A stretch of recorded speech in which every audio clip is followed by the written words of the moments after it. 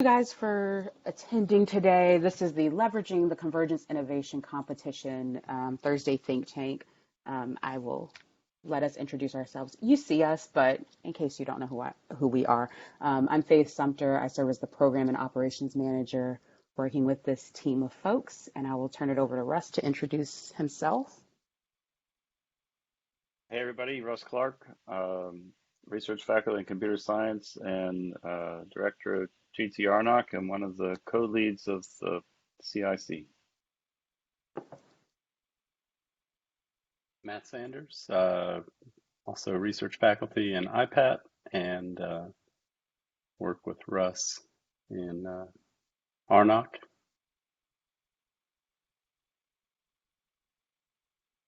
Hi, everybody. I'm Shiva Jayaraman. I'm Director of Strategic Partnerships at IPAD, and I help foster partnerships for the Convergence Innovation Competition. So, just kind of setting some ground expectations for today about what CIC is and sort of what we're doing here. So, this is a very brief overview, and we'll get more into the details of what's changed this year. So, the Convergence Innovation Competition is a biannual event. I know Shiva loves that word, meaning it occurs twice a year. We do it in the fall and again in the spring semester. And it is an opportunity for students to showcase the projects that they're working on, including viable prototypes or ideas that they have. And so today we're really going to be talking about some of the changes in this year's competition, moving away from categories, as well as kind of brainstorming with you all on how to integrate this into your coursework, either as students or as faculty, and sort of the opportunities that exist. So just background, this is the 14th year of CIC. We see about 200 students a year. And the really important thing is to highlight that it is open to all Georgia Tech students, regardless of major, campus, or program. And so this year we are shifting our focus from sort of these stagnant categories to something that is broader and more in keeping with the global and social mission that we would like to encourage through the competition. This is the first in a series of what we're calling CIC chats. And this is really an opportunity for us to engage with folks who are contemplating integrating CIC into a course that they're offering, or students to kind of bounce ideas off of us. And then we're also going to talk a little bit about how to optimize it with kind of the changes in campus instruction, how faculty can integrate it into their class. So some of the benefits for CIC, we have a panel of industry and campus judges who give really interesting feedback, kind of help students cultivate their ideas further. Students do maintain their intellectual property, so that is a really interesting aspect of the competition. And then, of course, we have some prizes, so that's a nice little incentive for students to participate. As I mentioned, this is the first in what we're calling our CIC chats. So this is the first of those. You can see all three here, but we're really going to be talking about leveraging the CIC and introducing kind of the differences. Our second CIC chat will be really around planning your submission. So what are the opportunities that exist to kind of take projects you might be working on or thinking about needing additional people to participate in your team? That's going to be a really good opportunity for chat 2. And then chat 3, we're really going to be talking about adapting an existing projects. So if you have like kind of a hobby or an idea or a project you're working for in a course, how do you kind of adapt that into a CIC entry? And with that, I will turn it over to, I think it's Russ, Matt and Russ, to talk about the convergence areas. Hey everybody, yeah, Russ here. As Faith mentioned, we one of the biggest changes, if you've followed the CIC in previous years, is that we've took a step back, and where we've always had various categories for the students to compete in, we've decided to rethink that approach, and in particular, trying to address a couple of issues. One was oftentimes the categories felt too limiting, and that it was students had trouble imagining how their projects might fit into one of those categories. Uh, but the other aspect, and just to be sort of open with everyone here, as we've experienced the challenges of the last 6 months, both changes to our work environment, but also kind of observing the world around us and some of the pressures and challenges that we as a community face, and certainly as our students face, um, socially, um, politically, economically, et cetera, that it was time to sort of rethink and reimagine what is sort of the types of, well, not so much reimagine, I guess, but explore new ways to motivate the students as to exactly the kinds of things that we'd like to see, and the types of challenges, really.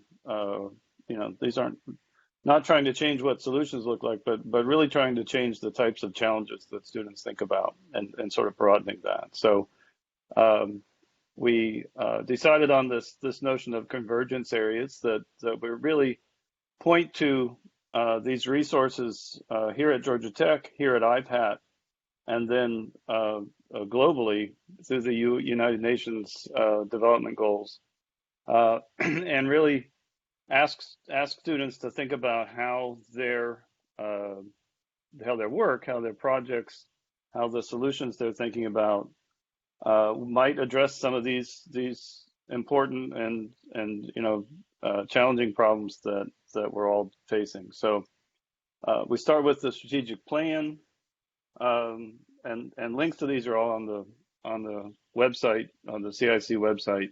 But just the mission statement, really, of advancing technology and improving the human condition for Georgia Tech.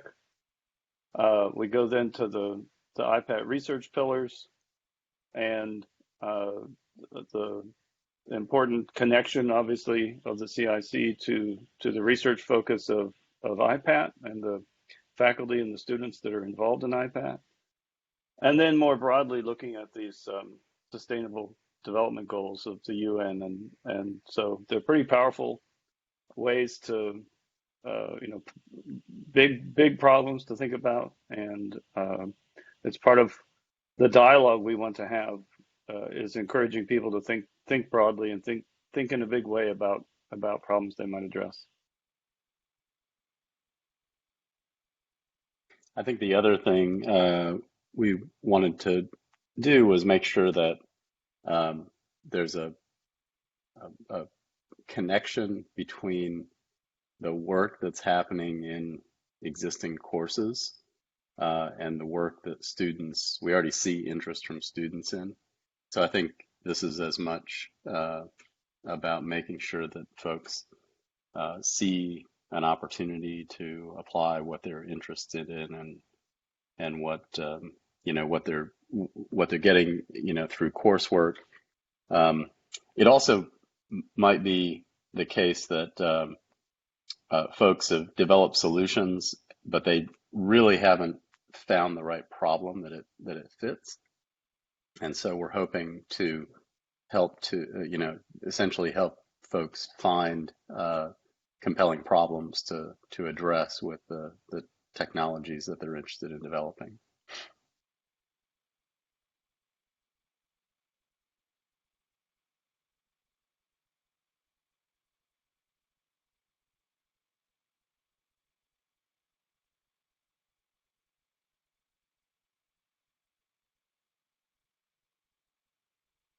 Faith, if you are talking, you're muted. I can't tell who's talking or not. I wasn't talking, but I can. Oh, okay. Oh, I thought you were going to go through it. You want me to go through this? I'll go through it. Yeah, go ahead. Okay. Sorry, I don't have the notes up in front.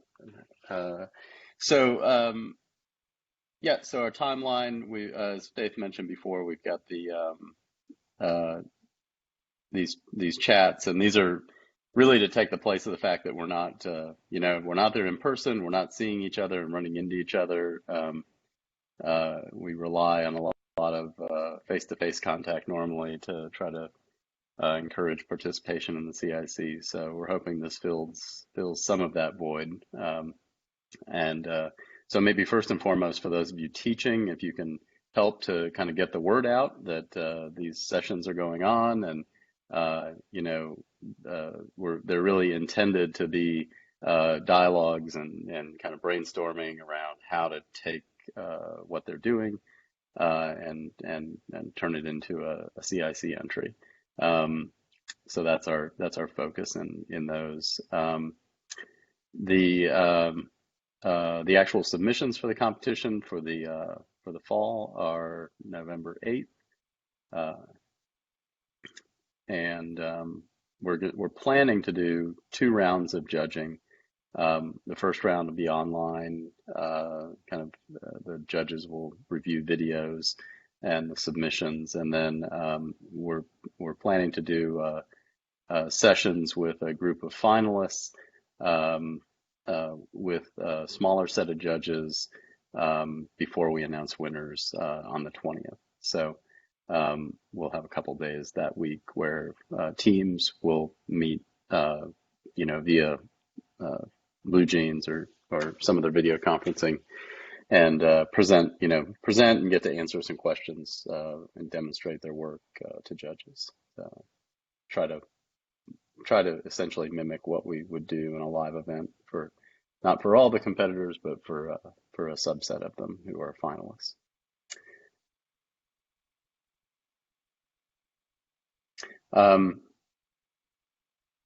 Yep. I'll kick this off and just say at this point, I think what we're interested in are thoughts from if you're a student and you have a project in a course, or if you're teaching a course or TAing a course, or maybe working with a VIP team. I think this is where we'd like to brainstorm a little bit about. I think for this chat, I think our focus is really around helping you find ways to fit what you do into the CIC. We kind of can anticipate some of the questions that we normally get around whether it's the scope, what the focus area of the competition versus a course, but also timeline and maybe the emphasis of the work in a course relative to what we expect to see in CIC. So we can talk about any of those things, but I kind of want to pause here and see what those of you who are teaching or working with students or who are students